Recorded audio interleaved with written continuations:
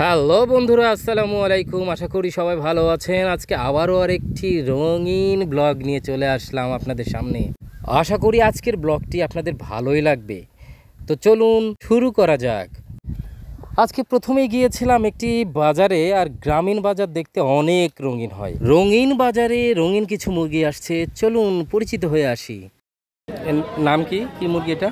এগুলো ব্রাহ্মা, এটা সিল্কি, এটা কি বলতে পারি?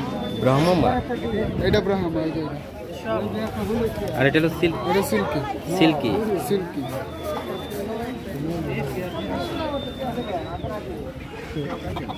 কত করে এগুলো? কত এটা? কত? 3,500। মুরগির দাম শুনে কিন্তু মাথায় হাত। আরও কিছু মুরগি এবং হাঁস আপনাদেরকে দেখাবো। আছে কিছু রঙিন হাঁস, তার সাথে আছে কিছু পাতি হাঁস। তো চলুন তাদের সাথে পরিচয় করিয়ে দিই। এলাকাটা হাওর কেন্দ্রিক হওয়ার কারণে বিভিন্ন রকমের হাঁস এরা পালন করে থাকে। বাজারে যারা আসেন তারা গরম লাগলে এখান থেকে ঠান্ডা শরবত পান করে বেশ ভালো লাগলো। আপনারা খেয়ে শীতল হয়ে যেতে পারবেন। আর হ্যাঁ, হাঁস মুরগি কিনে কোথায় রাখবেন, কিভাবে রাখবেন? প্রাচীনকাল থেকেই কিন্তু বাঁশ দিয়ে বিভিন্ন ধরনের উপকরণ তৈরি করা হয়। আমাদের গ্রামে কিন্তু মা বোনেরা এইগুলো দিয়েই হাঁস মুরগি পালন করে। তাছাড়া এখন কিন্তু অনেক ধরনের আধুনিক কিছু এসেছে, যেমন লোহার খাঁচা। সারাদিন ব্লগ করলেই তো পেট ভরবে না, এবার কিছু কাঁচা শাক সবজিও কিনতে হবে। আর শাক সবজি কেনার জন্য গ্রামের হাটগুলো সব থেকে উপযুক্ত, দামটাও কিন্তু হাতের নাগালে। তো অফিসিয়াল কাজ শেষে দুপুর হয়ে গেল, আর দুপুর হলেই তো খেতে হবে। আর দুপুরে আমরা যারা বাইরে থাকি একমাত্র খাওয়ার জায়গা হলো হোটেল। দুপুরে পরোটার সাথে আমি সব সময় চাপা শুটকি আছে যেটা, সেটা খুব পছন্দ করি, খেতে খুবই ভালো লাগে। তো নিয়ে নিলাম একটু চাপা শুটকি গালের মধ্যে দিলেই মনে হয় ওয়াও, কি খাচ্ছি।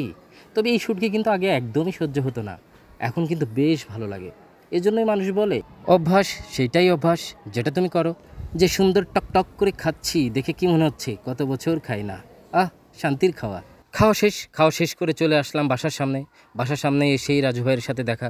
আর রাজু ভাইয়ের সাথে দেখা মানে এক কাপ চা আর একটি মোজো, যদিও সেটা বড় নয়, ছোট। তো সারাদিন ক্লান্তি শেষে বাসায় চলে আসা। আমি সারাদিন বাইরে থাকলেও আমার কিন্তু একটা অভ্যাস, বাসায় এসেই ছাদে যাওয়া। প্রতিদিন বিকালবেলা রুটিন করে এই আম গাছটি আমি একবার করে এসে দেখি, কারণ এই আম গাছটা আমার খুব পছন্দের। আম গাছের একটা বিশেষত্ব আছে, একদিকে ফলন দিবে আর আরেক দিকে মুকুল আসবে। দেখুন, মুকুল আসছে, আমও আসছে। তো আম শেষ হতে হতে আবার আম আসবে, আবার মুকুল আসবে। তো বছর পেরিয়ে যাবে, আম খাওয়া শেষ হবে না। বিকালবেলা এভাবেই আমার সময়টা শেষ হয়ে যায়, আর এভাবেই আমার সারাদিন কাটে।